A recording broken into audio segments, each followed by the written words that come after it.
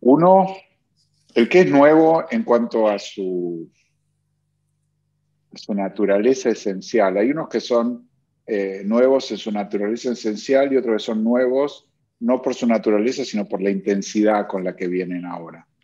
Eh, el que es el obvio es que ahora el trabajo virtual ha cambiado, se ha hecho ubicuito. Todo el mundo trabaja virtualmente.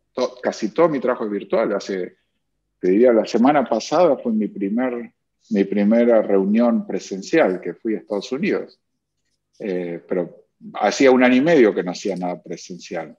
Y todo lo he hecho por video. Trabajo mucho y también lo hacen mis clientes, y ellos tienen sus equipos en forma totalmente virtual, al punto tal que esto ha generado un cierto permiso para muchísimos más equipos internacionales. Antes la colocación era colocación, que la gente estuviera localizada en la misma ciudad era algo muy relevante. Ahora ya es totalmente irrelevante porque todo el mundo trabaja online y estamos todos a un clic de distancia. Entonces hay un código que todavía no hemos aprendido de cómo generar ese espíritu de equipo por medio de la pantalla, porque es un medio 1000 veces más frío que estar en persona y tener reuniones y tomar un café y hablar, y además es mucho más formal, porque no tienes un break, como que todo el mundo está, pero ahora bueno, salimos a tomar un café y a comer algo y charlamos o vamos a cenar.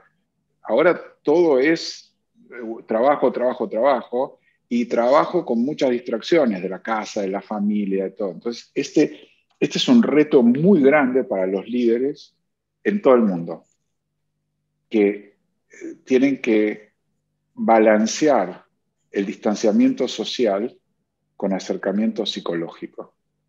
Y la mayoría de los líderes no está capacitado para hacer eso. Nadie les enseñó, no saben cómo hacerlo. Entonces, lograr esta sensación de cercanía y de diálogo por medio de una pantalla es una competencia que la mayoría de los líderes no tienen. Yo creo que este es un tremendo reto. Y desde el punto de vista de la intensidad, creo que siempre el líder fue alguien que puede transformar el caos en confianza.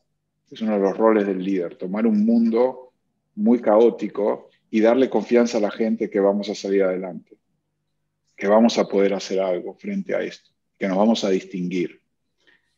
Creo que ahora el mundo se ha vuelto mucho más caótico. Entonces, generar confianza a la gente que tiene miedo, y miedo de verdad por muy buenas razones, un miedo totalmente justificado, ¿no? Desde el COVID a los problemas de economía, a los problemas políticos, a que la incertidumbre acerca del futuro, que hay nuevas cepas, si llegó la vacuna, si no llegó la vacuna, si la prueba me dio bien, si la prueba me dio mal. Es un mundo muchísimo más ansiolítico, te diría, que produce ansiedad. No sé si se dice ansiolítico, creo que es el que te saca la Sí, sí. ansiedad. Este es un ansiolítico, es un mundo que te da toda la ansiedad del mundo. Y ahora, ¿qué hacemos? ¿Cómo hace el líder para convertirse en un bálsamo o un espacio de reflexión y de conciencia para decir, a ver, estamos en esta situación, es cierto, pero nos toca a nosotros decidir cómo enfrentarla?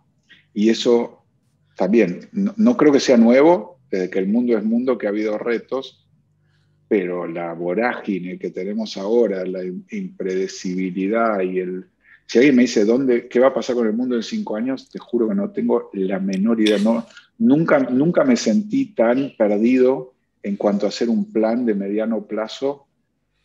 No sé, y sí, yo que no tengo prácticamente nada de responsabilidad, muy poca gente a cargo, con una empresa pequeña y un trabajo bastante unipersonal con asociados, pero no tengo decenas de miles de personas que dependen de las decisiones de inversión de la empresa. Si yo me siento así, no te puedo decir cómo se sienten aquellos que sí, no sé, Google tiene 200.000 personas entre empleados y contratistas. ¿Y cómo hacen? ¿Cómo hacen la gente de Google? ¿Cómo hace Exxon? ¿Y cómo hace, no sé, cualquier compañía grande que tiene que vivir en un mundo?